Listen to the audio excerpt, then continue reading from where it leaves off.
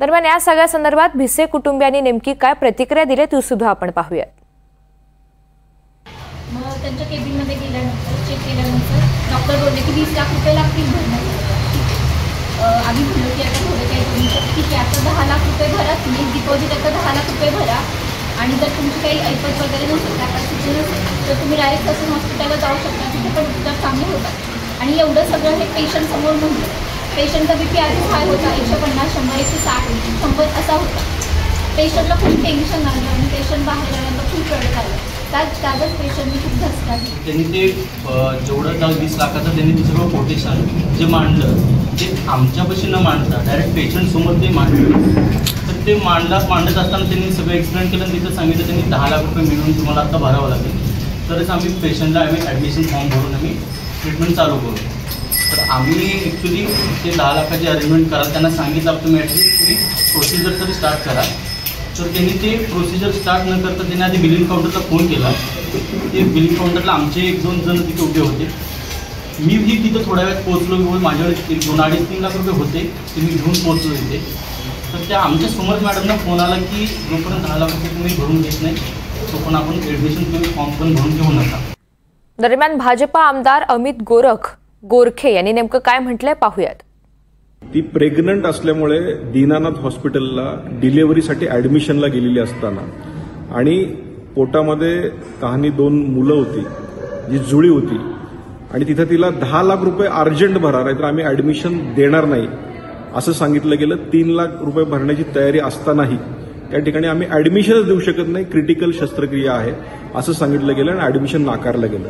त्यानंतर मंत्रालयातनं फोन गेल्यानंतरही तिथल्या ॲडमिनिस्ट्रेशननी ते झुकारून त्यांना ॲडमिशन दिलं नाही आणि त्या धावपळीत दुसऱ्या हॉस्पिटलमध्ये जावं लागलं। पण त्या दुसऱ्या हॉस्पिटलमध्ये गेल्यानंतर त्या ठिकाणी ट्रीटमेंट मिळाली, त्या ठिकाणी त्यांना 2 जुळ्या मुली झाल्या, पण दुर्दैवी त्या आईचे त्या ठिकाणी मृत्यू झाला। मला हे सांगायचं की दीनानाथ हॉस्पिटल हे खऱ्या अर्थानं गरिबांसाठी आणि ट्रस्ट म्हणून चालवलं जातं, पण अशा प्रकारचा अत्यंत गंभीर गुन्हा ह्या हॉस्पिटलनी केलेला आहे आणि अशा अनेक तक्रारी ह्या आलेल्या आहेत आणि हे जर माझ्या स्वतःच्या पीए बरोबर होत असेल तर अत्यंत दुर्दैवी घटना आहे। त्यामुळे येणाऱ्या अधिवेशनामध्ये नक्की हा विषय आम्ही मांडणार आहोत। आणि या सगळ्या प्रकरणामध्ये सुषमा अंधारे यांनी काही गंभीर आरोप केलेत, पाहूयात।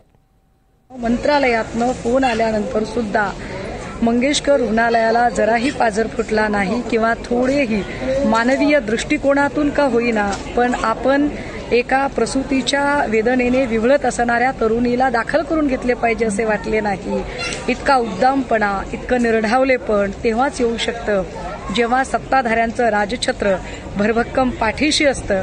आणि दीनानाथ रुग्णालयाच्या बाबत तर अशा असंख्य तक्रारी होऊनही रुग्णालय मोठ्या दिमाखात उभं आहे। रुग्णालयाला मिळणारी जागा, मिळणारे प्रिव्हिलेज हे सत्ताधाऱ्यांमुळे आहेत, हे वेगळं सांगायला नको। तर या सगळ्या आरोपांनंतर रुग्णालय प्रशासनानं नेमकं काय म्हटलंय पाहूयात।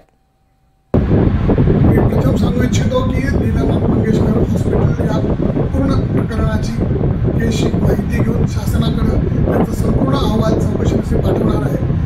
आत्ता जे माध्यमातून जे समोर आलेलं आहे ते पूर्णपणे अर्धवट आलेलं आहे। यातनं फक्त दीनानाथ रुग्णालयाची फक्त बदनामीच होत आहे।